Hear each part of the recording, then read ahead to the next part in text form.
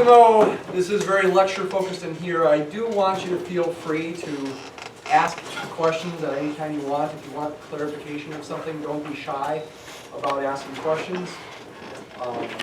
Raise your hand, let me know if you want something clarified. This goes for future online and flipped classrooms as well. Feel free to email me anytime you have questions too. You know, we ended class about, 3 or 4 minutes early last time, and I realized I probably shouldn't have. I did have one more thing that would have been good to do, and that would have been to go over how to use the table of random digits in more detail. I know you had that one problem where you had to do the stratified sampling. We're going to talk about that in a minute here. Fortunately, it was an odd problem, and you can look in the back of the book, but if you felt confused, hopefully the first few minutes of class here will help dispel the confusion you might have had about using that table. So that's going to be one thing we're doing in Lecture A. Another thing we're going to be doing is using the spreadsheet, using those alternative SS formulas, SS standing for sum of squares, and then spending more time with regression. Then in Lecture B, we're going to talk a little bit about experimental design diagrams. And then some real important things, populations and parameters, samples and statistics, and an introduction to something called a sampling distribution. I'm noticing something with what I'm hearing here. Again, just try to keep the seats as still as possible, because it does really come out on the video. Well, I know it's probably impossible to keep completely still, but do your best. All right, so let's look at the table of random digits to begin with here. And I'm looking at that problem that you have here. In the book was to make a stratified random sample. You've got what the junior associates in some company and the senior associates. The junior associates you should have labeled 0, 1 through 30. 2-digit labels. You do want to use 0, 1, 0, 2, 0, 3, etc., not just 1, 2, 3. Because you want them to all have the, you want to focus on 2 digits at a time in the table, and so you want them all to have an equally likely chance of being chosen. Then the senior associates, there's only 10 of them. You label them 0, 1 through 10. And then the book tells you to start on line 121 of the table and pick first your 4 junior associates to go to some conference, I think it was, and then pick after that 2 senior associates. The reason they tell you to start on line 121 is just so that everybody gets the same answer. Ideally, when you use a table like this in real life, if you do ever need it, you sort of close your eyes and randomly plop your finger down somewhere, and that's where you start. That's yet another way to make it random. But to make sure everybody gets the same answer, to make it easier for the grader, you would want to focus on starting on a certain line, whatever the book tells you. And you want to look at 2 digits at a time. So the first group of 2 digits is 71 or 71 if you like. Doesn't match any of the junior associates because they're only labeled 0, 1 through 30. So you skip it. Go to the next group of 2 digits, 48. That's also not anybody, nobody's labeled with a 48. You see a gap here with the next group of 2, but you just go right over the gap. The next group of 2 digits is a 70, nobody's labeled with a 70, so you skip that. Then a 99, then an 84, you skip, 29, there we go, there's our first group of 2 digits where somebody has that label. Somebody was labeled 29, the second to last person, their name was Utz, okay, that was their last name. Go to the next group of 2 digits, 07, that's somebody as well, somebody is labeled with 07, looks like it's Fisher. I actually did take the time to type these people's names in the spreadsheet here. So 29 was Utz, and 07, that was Fisher. This is from your book. I'm looking at page 160 if you want to look at it.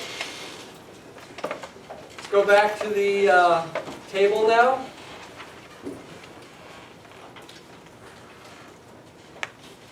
Next we see, where did that marker go? There we go. 71. Nobody's labeled that, so you skip 48, 63, 61, 68, 34, 70, 52, lots of skipping going on here, 62, 22. There we go. 22 is the next one. So far we've got 29, 07, and 22. Who's labeled 22? Looks like it was O'Brien. Is the the person labeled 22. 45, skip that. 10 is the next one. That's the last one from the junior associates. The person labeled with a 10 should have been Hein, it looks like. Okay, so there's your 4 randomly chosen junior associates. Now you go on to the senior associates, those labeled 0, 1 through 10. There's fewer of those, so it could take a lot longer to pick them. However, by the luck of the draw, they turn out to come up pretty fast. 25 is the next one. That's nobody's labeled that because we're now focused on the senior associates, 0, 1 through 10. Go to the next line, 13, 87, 38, 15, 98, 95, 05. There was a senior associate labeled 05. Kim, looks like the last name is, page 160, is labeled 05. 29, skip it. 09, there is somebody labeled 09. That was West. Okay? So that's the method. You skip things when you need to. You go across gaps when you need to. You go on to the next line when you need to. Is this method of picking things at random, picking simple random samples, perfect? No. The table of random digits is not perfect. It probably works better, theoretically speaking, again, if you close your eyes and plop your finger down somewhere to start with to make the starting point random as well. But it's not perfect. But the idea is, it's pretty good, hopefully, and if you're going to pick a sample of size 4, a simple random sample of size 4, for example, from the junior associates, ideally every group of 4 people from this group of 30 people has an equal likely chance of being picked. Okay, I didn't say that very well. Every group of 4 people is equally likely to be picked. That's the best way to say that. The same probability. That's what simple random sampling is about. Okay, we're going to use the table more. Okay, it's not going away. We'll continue using it here in the days to come. All right, next thing to do is talk about the alternative SS formulas for correlation and the slope of regression line. Here again was the definitional formula. Okay, you should know that for example, today's quiz and future quizzes and tests. There was a benefit to that formula even though nobody uses it really. Okay, is that it can produce the understanding that we talked about. You should understand that idea as well. Breaking the picture up in quadrants and thinking about the signs of those. Where's my ruler go? There we go. Signs of these standardized values, plus or minus, and then the sign of their product, plus or minus. Historically, these formulas were more often used, these alternative SS formulas. And there was good reason for that historically. They were quicker to use when they didn't have technology, or much technology. These formulas that you see here were quicker to use. They're labeled with these SS's. Again, SS stands for sum of squares. SS sub XX, by definition, is the summation of these squares, which, through some rules of summation that I'm not going to get into today, happens to equal this. That's easier to calculate than this is. So we're going to get a little practice using that here in a minute. Similar kind of formula for SS sub YY, sum of squares involving y's. These are the x values minus their mean square. These are the y values minus their mean square. It can be proved that it equals this, and this is the formula we want to focus on using. This one, it really is not a sum of squares because you have x's and y's, so you're not squaring, really. But it's similar enough to these formulas that we still label it with an SS. SS sub xy, you've got a combination of x's and y's. And once again, this is the formula we want to use. These formulas are a little harder to use because you've got to find the means is the main reason it's harder. Once you've got these SS values, then you can find the correlation and the slope with these formulas. I'll write those on the board. And then we're going to go to the spreadsheet and practice those. These formulas, I've told you, are not in your book.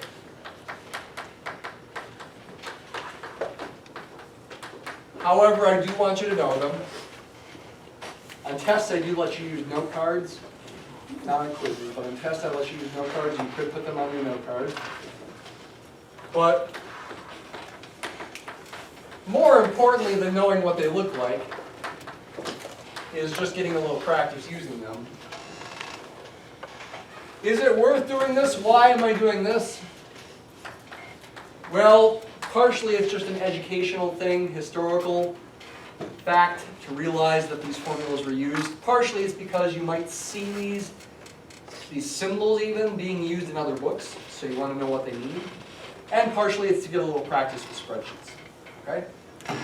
So we're getting a little practice using spreadsheets and thinking about how to construct them. Not that you would ever necessarily use these on the job, but it's good practice with spreadsheets.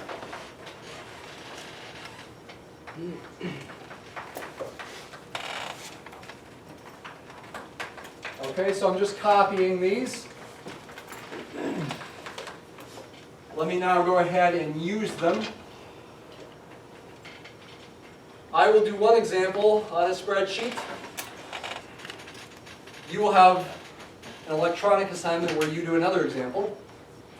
My example that I'm going to focus on, both of these actually are related to the homework that you handed in today. My example, we're going to look at the price, not gross, but price of coffee and deforestation in Indonesia. Okay, so this was, initially the data was in exercise 2.42, and then you had problems for today related to this exercises 2.76 and 2.98. So this was the going price of coffee in cents per pound, coffee beans, I guess. And this is the corresponding deforestation as a percent. The basic idea being the higher the price is, the more trees they cut down so that they can plant coffee plants. Okay, so there's more deforestation. I got various things here that I already calculated beforehand.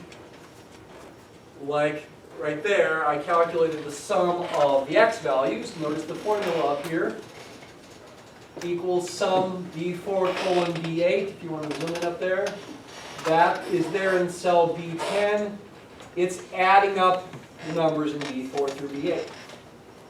The sum of those. Likewise, this number right next to it, 8.69, is the sum of the y's. Symbolically, I could write that. That's the sum of the x's. Oh, this is nice. Nice screen that acts like a whiteboard. Is a whiteboard too. This is the sum of the y's right there. Means. See the word means there? That's x bar. That's y bar. Standard deviations. This is s sub x. This is s sub y. Correlation, this is r. Coefficient of determination, that's r squared. This is r squared, which you typically want to think of as being a percent, about 91%. And remember that fact about correlation, or that fact about r squared is it's, in the context of regression, it's the percent of the variation in the y values that's explained by the regression line. There's always a little bit of variability about the regression line, but if the points are real close to the regression line, it's a strong linear relationship. R squared will be pretty big, 91% is pretty big. Most of the variability that you see in the y values is explained by the changing x values. It's not a real precise meaning right at the moment, but we go with it.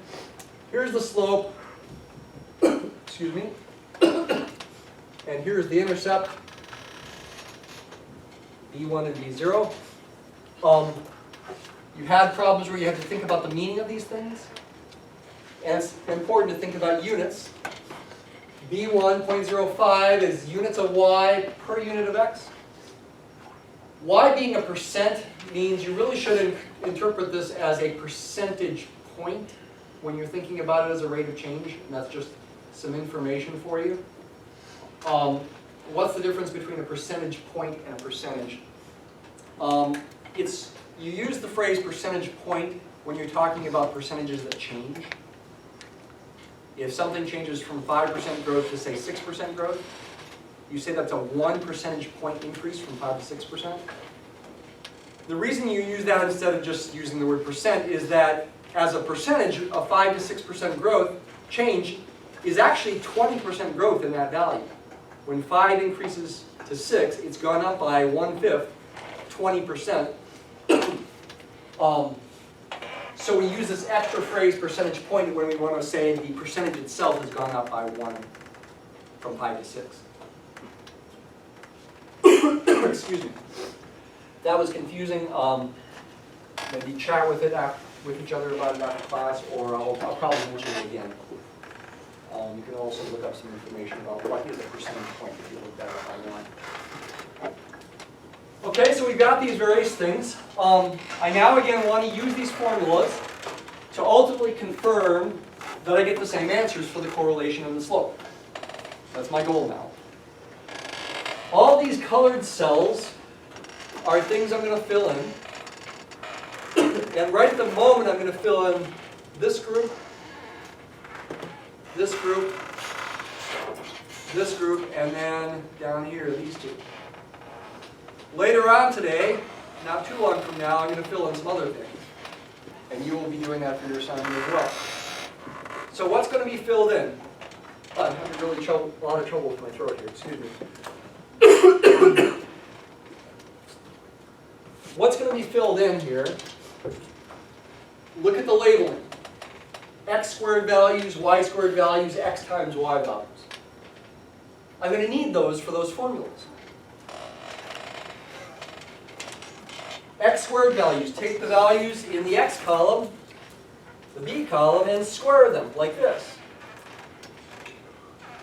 You see that?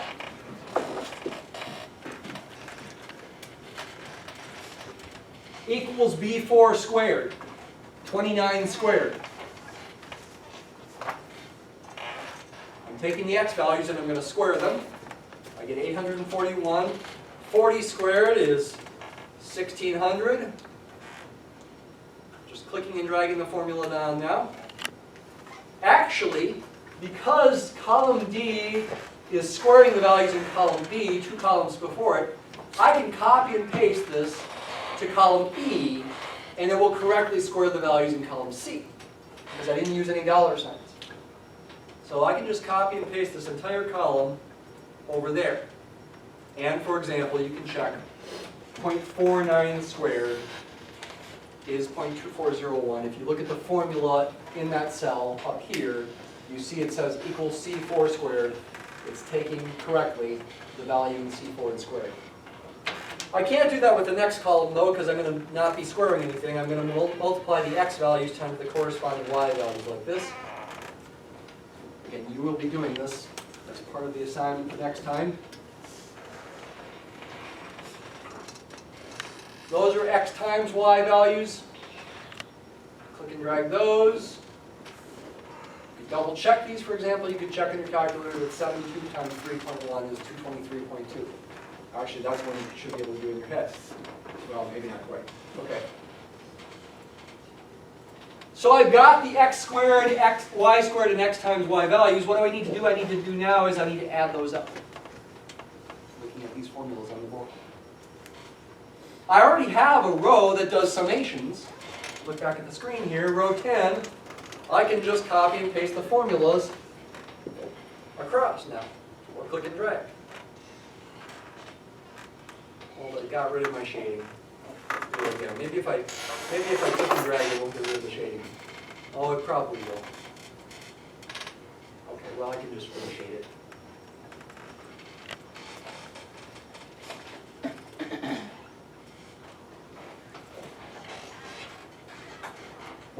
we go.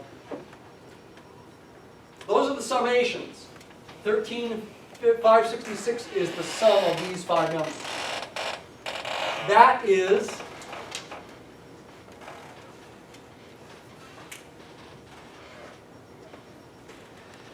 sum of x squared values. This is sum of y squared values. This is sum of x times y values. Now figure out the SS values by using the formulas. Again, I gotta erase that. There we go. Let's move down to the SS values. Look at the formulas on the board. Try SSXX.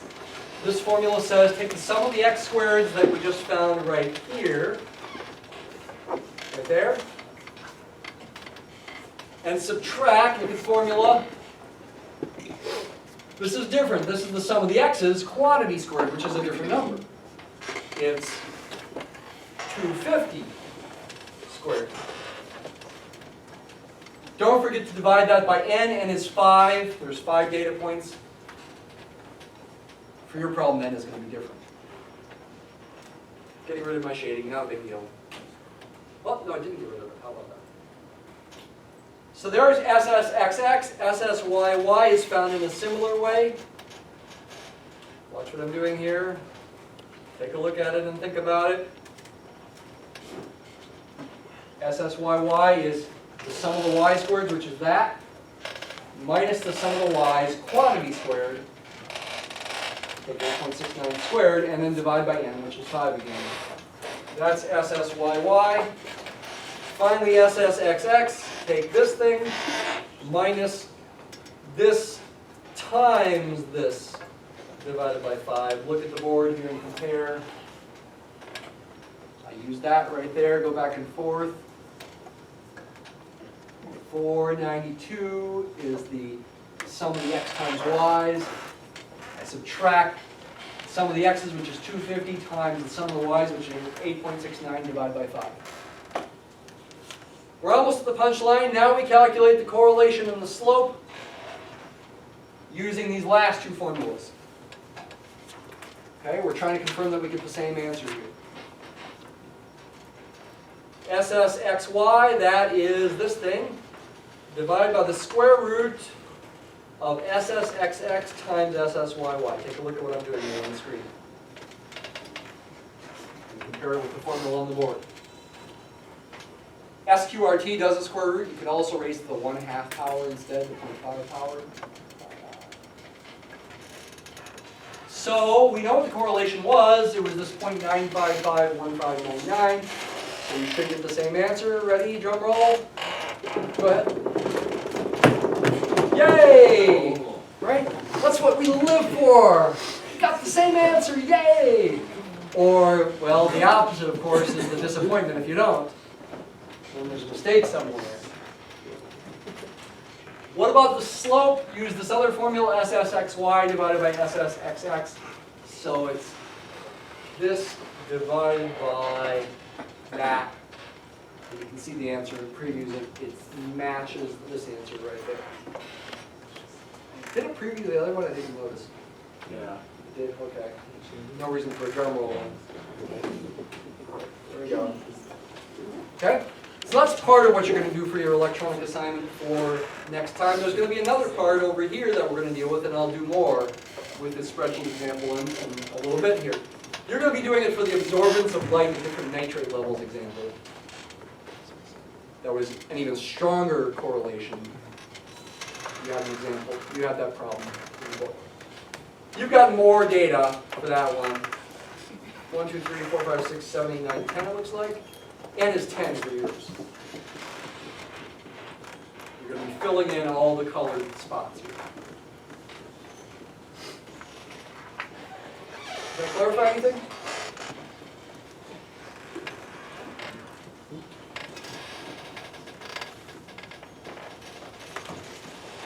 All right, so practice with that. Okay, here are the two examples. Here's what the scatter plots and regression lines look like. This is the scatter plot and regression line for the example I just did.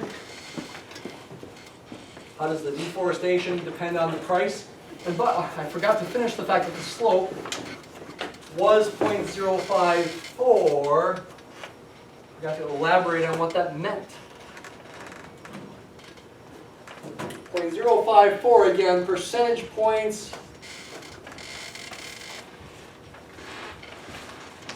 per cent per pound. I can't believe I forgot to finish that interpretation. What's the interpretation of that slope?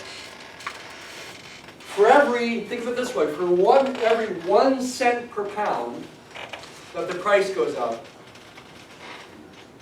based on these data, you can expect the deforestation in some region of Indonesia to go up by about 0.05 percentage points, for example, maybe from 1% to 1.05%. 0.05 percentage points would, for example, increase a 1% deforestation to 1.05%. It's an approximation, but that's the mean. For every 1 cent per pound increase in the price of coffee, the deforestation can be expected to go up by 0.05 percentage points.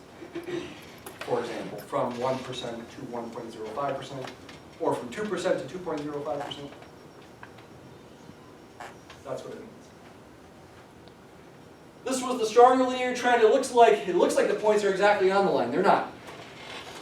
Again, almost never does the regression line go exactly through any data points in. I don't think this is an exception. Looks like they're on it. It's such a strong linear trend. R squared says 1 there. It's not exactly 1. It's 0.99999 something. Okay, it's a real strong linear trend.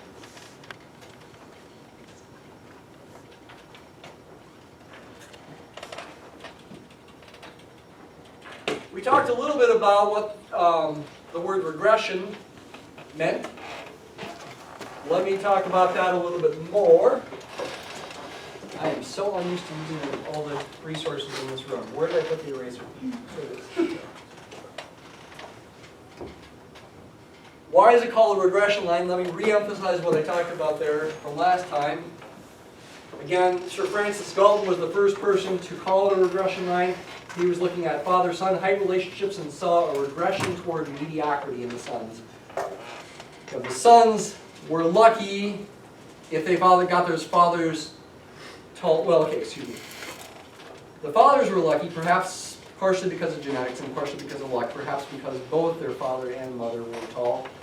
But their sons were, yeah, they were taller than average because they got genes from their father, but they maybe were not as lucky in terms of being tall or taller than average. There weren't as many standard deviations above average. Perhaps because their mom was shorter, perhaps just because of some other random variation is the basic idea of why that happened. I wanted to show you another picture of essentially the same data, I believe. It does look like the same data set, scaled a little differently here. Sometimes, well, on spreadsheets, for example, regression lines are called trend lines. But you don't want to misinterpret the meaning of that. Looking at this picture here, which line looks like it should be the trend line? Ignore the labels here. You think the red line or the green line should be the trend line? It looks more like the red should be, doesn't it? It's following the trend better. Actually, the red line is not the least squares regression line. It's called the SD line. Essentially, for every standard deviation increase in x, y goes up by 1 standard deviation along the red line. But that doesn't happen for the regression line. The regression line goes up by r standard deviations. Remember that? If x increases by 1 of its standard deviation along the regression line, y goes up by r standard deviations, where r is the correlation. I'm pretending it's positive by saying no. The green line is the regression line. So it's not completely accurate to call the regression line the trend line. I'm going to show you more examples of this. Here's another example. Very common kind of data set to look at. How does your income depend on your education level? Okay, we always round educational level to the nearest whole number. So instead of completely random scatter, you really got stacks of random points here for each whole number of education level, whole number of years. You've got a bunch of people with different incomes. 12 years, I guess that'd be through finishing high school. Got a bunch of people, a lot of people there. 13 years would be 1 year of college, 14 years would be 2 years of college, 16 years would be finishing college with a bachelor's degree. People past 16 are, they're in graduate school, and there's fewer of those. Is there a trend to this? Well, the regression line seems to be indicating at least an upward trend, but it's not as trendy as your typical scatter of points, having a sort of trend to the cloud of points themselves because of the stacked nature. So that's another example where calling the regression line a trend line is a little bit misleading, perhaps. Here's another example. The dashed line is that SD line, SD standing for standard deviation. Along that line, a one unit increase in the standard deviation, a 1 unit increase of x, in other words, by 1 standard deviation is what I mean, corresponds to a 1 standard deviation increase in y. Along the regression line, a 1 standard deviation increase in x corresponds to our standard deviation increase in y. So the regression line is not as steep. What you're really after with regression lines is you're really after, for any given value of x, so like 73, these are all the people whose height rounds to 73 inches, 6 foot 1 inch tall. What you're really after is you're really after the average, the mean of those people in their weights. And the mean of all the y coordinates of these points is closer to this x right there than it is to this point right there. And that's what you really want your regression line to do, is to predict the mean value of y for a given x. And if the data are normal, that would be the same as a typical value of y. In this case, for 73-inch tall men, I guess you can expect the mean of all those men to be close to 180 pounds. Okay? Talk about this more. We don't typically talk about something and then not talk about it at all. So I will talk about this more in future days. Before our quiz, let's look at one more thing. Why is it called the least squares line? This is something you should know as well.